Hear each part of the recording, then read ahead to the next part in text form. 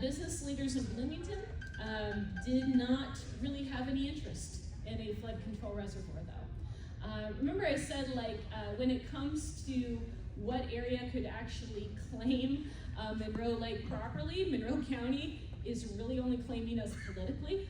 We're connected to a lot of other places, but not really to the rest of Monroe County. If we controlled flooding in the Salt Creek Valley, that helps the city of Bloomington not at all. No impact on them whatsoever. City leaders had no investment in that. Local businesses had no investment in that. They were not interested in flood control, but when this resurfaces as a flood control reservoir, they are jumping on the idea because they're like, oh, but if they build it for this, we can use it for municipal water supply, which they do have a huge investment in. And so there's an interest to kind of keep this process moving forward, pushing on. And a citizens committee then files this pro-reservoir petition with the commission in June of '49. Is signed by over 800 people, which doesn't sound like a lot, but was actually a pretty decent number back then. This is followed up by a report that's prepared by the USDA Soil Conservation Service in October.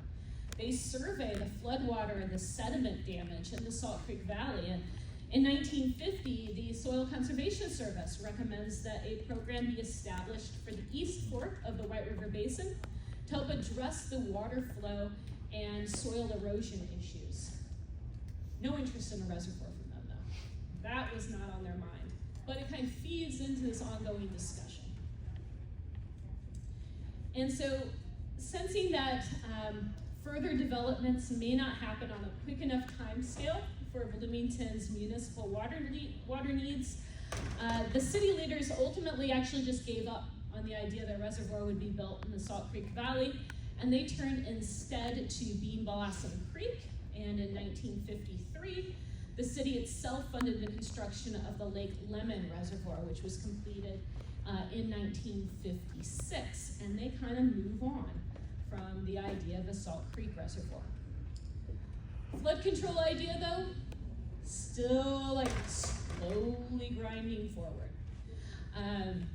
Louisville Corps gets authorized to examine a proposed spot in August of 1954, and in March of '55, our General Assembly here in Indiana appropriates funds for an actual reservoir study in the Salt Creek Valley. And the Water Resources Commission begins promoting this reservoir to business leaders, to politicians, local organizations, and they start emphasizing, oh, this could have such a potential positive impact on our local economy. And here are the locations that we would like to look at. They are offering up 4 different locations in the valley as potential sites to put a dam. And so one of them is located near the town of Payne. If you're familiar at all with Monroe Lake in this area, you may know we have a recreation area now called Paynetown. No coincidence. That is where the historic town of Payne was located. That area is circled on here. This is about 40.4 miles north of the creek mouth. They were going to put a dam across this area, and you can see kind of how wide the valley is across from hillside to hillside there. That would have taken a dam that was 3,200 feet in length to block that. They end up saying no to that one because they were just missing a lot of potential flood storage further downstream, and it really would have screwed up with State Road 46. So it would have destroyed State Road 46, to be accurate. It would have been no more State Road 46. So that one gets thrown out. Another site was located near Allen's Creek, and Allen's Creek now is a recreation area. It's this rise feature coming up here that looks like a leg and a boot kicking southern Indiana. So they took a look at crossing the valley at that location. This is about 34.3 miles upstream of the creek mouth. This would have taken a dam that was 3,600 feet across. Also would have screwed with State Road 46. What this comes down to is somebody had a business, I think, on 46 and was not going to be moved. Nobody wanted to mess with that. So there was a third spot under consideration. This was closer down to the mouth of Salt Creek. We're actually getting down, if you can see right there in that corner, that's Bedford. So we almost had a reservoir in Lawrence County instead of Monroe County if they had built it at this location. Would have held 90% of the runoff from the Salt Creek Valley. It also, though, would have flooded State Road 37 and destroyed a railroad line. So not ideal. And what actually ended up being even less ideal, and we talk again about rock. Rock is so cool. By the time you get down to this part, we are in the region's limestone belt here. And so if they built a reservoir right down here by Bedford, they would be building it on limestone. And building a reservoir on limestone is like trying to fill a bathtub that you've punched a bunch of holes into the side of it. You're not going to hold that water in place. Bloomington, incidentally, had already learned that lesson, so this shouldn't have even been on the list.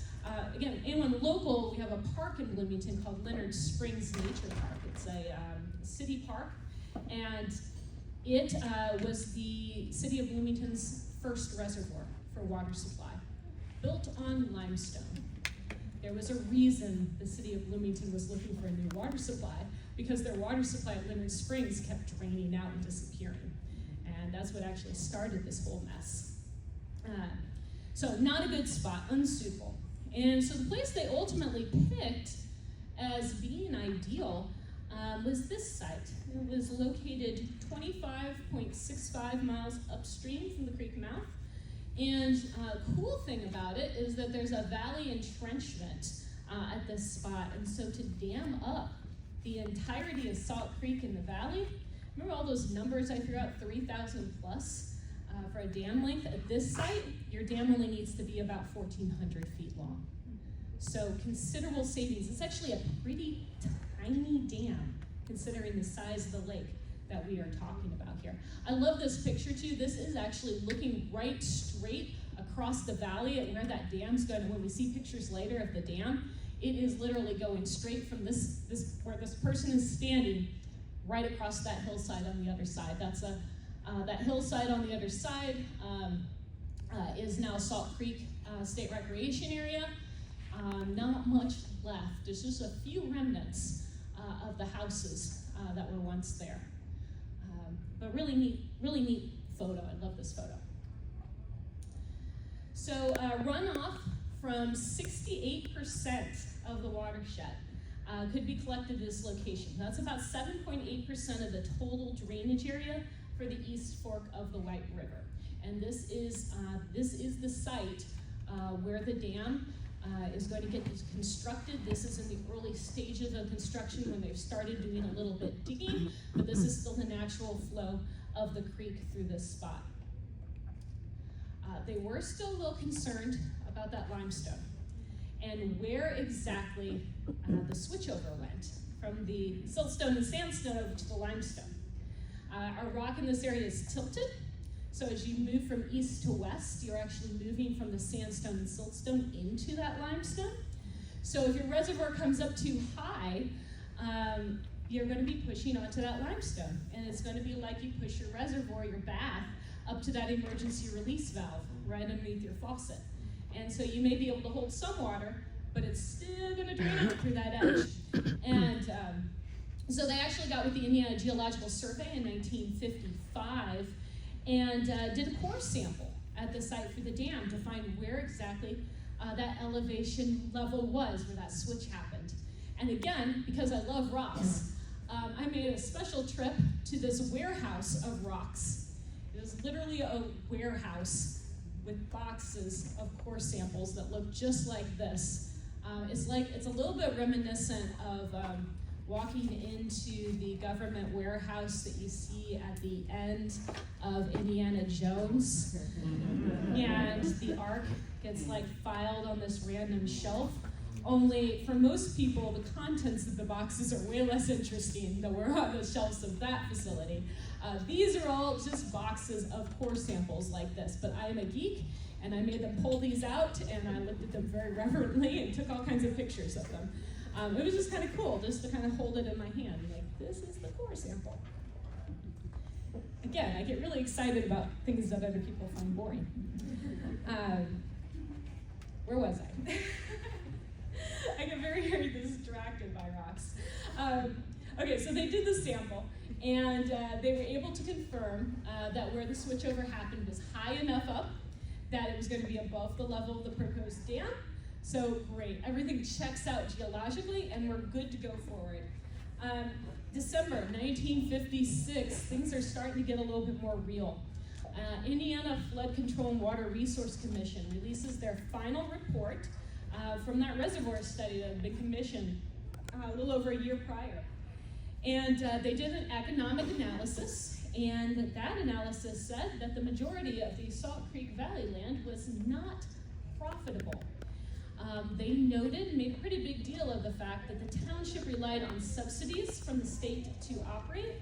And so they were arguing the state's burden here is actually going to be reduced if we replace that existing land use with a reservoir.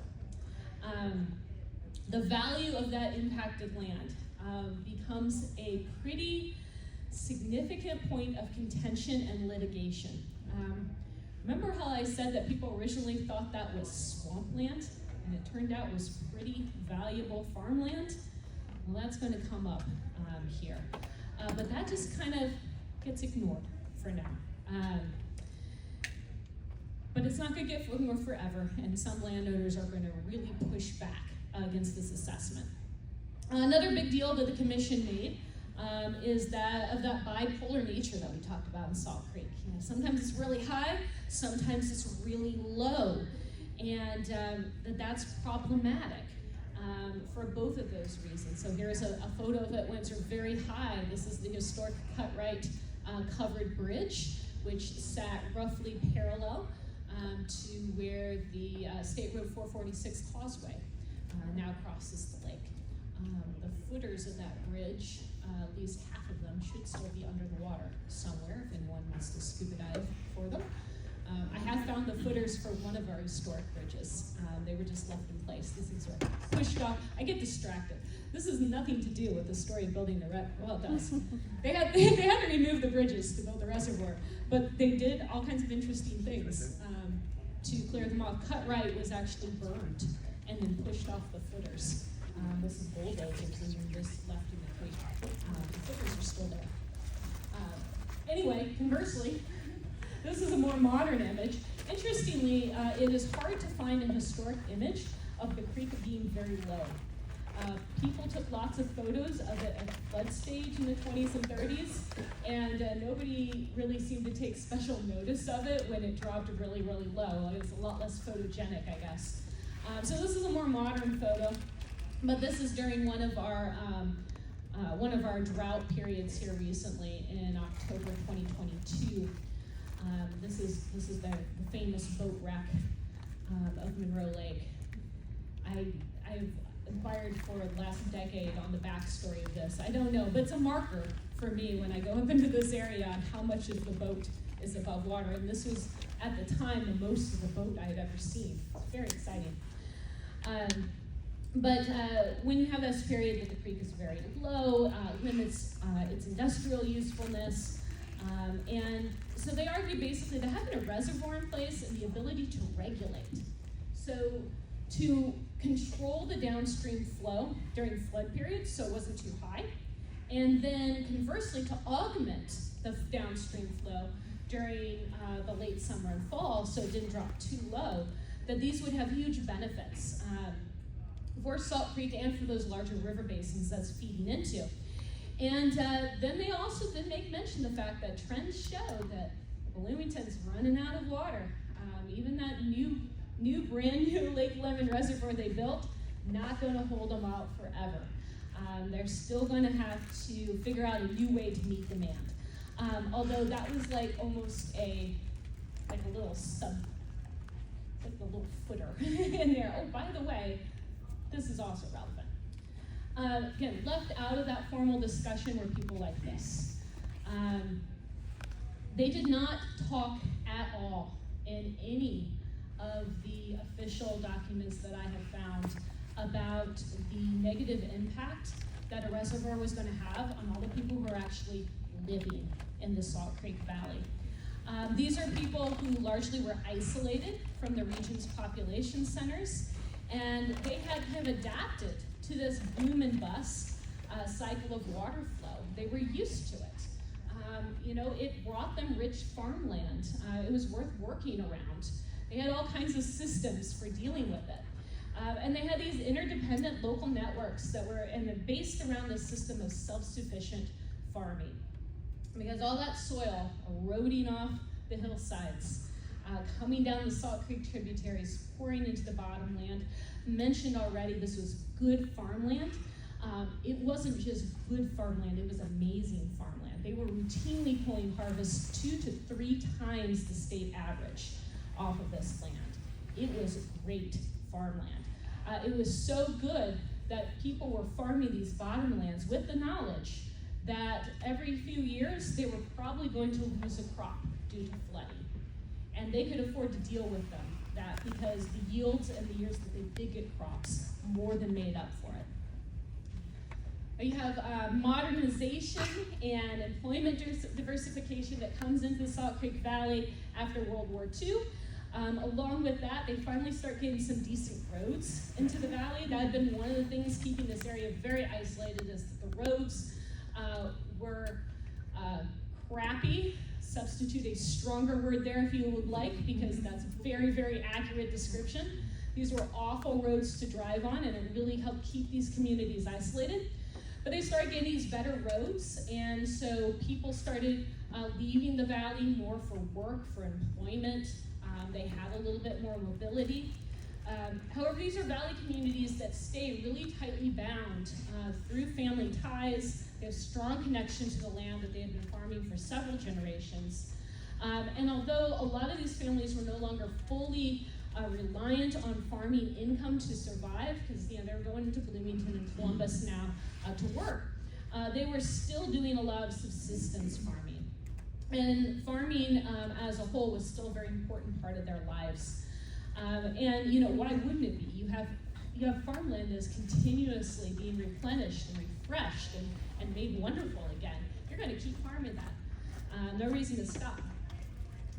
When we go outside the Salt Creek Valley, though, and take a look about how these people are being talked about, they weren't.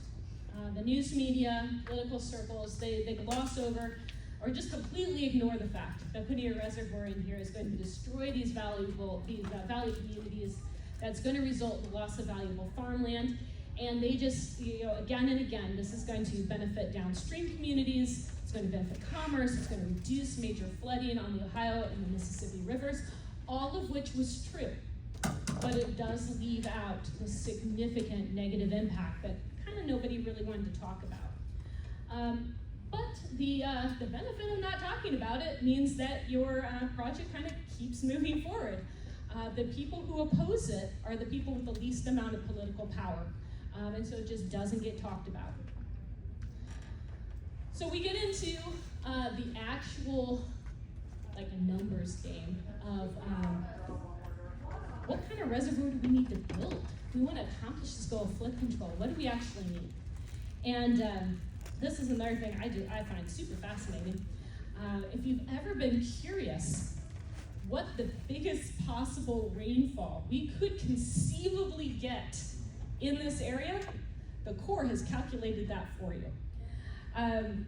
When they plan out these reservoirs, what the Corps does is they take data, they calculate critical meteorological and hydrologic conditions, and they estimate from that the maximum probable flood. So what could a superstorm do if it hit our area and everything for the storm went right and everything for the people living there went wrong? Superstorm that we could get, 15.3 inches of precipitation in a 6-hour period, 24.2 inches total over a 48-hour period. What would that give us? That would give us runoff. Because remember, the bedrock, the rocks that this is falling on, are impermeable to water. So we would get runoff equating to 522,000 acre feet of water. You guys probably are people who know what an acre foot is, but that's, you spread out the water to a depth of 1 foot. how many acres would it cover? That's how much water we are talking about here. That is, incidentally, that means 22.2 inches out of that 24.2 inch total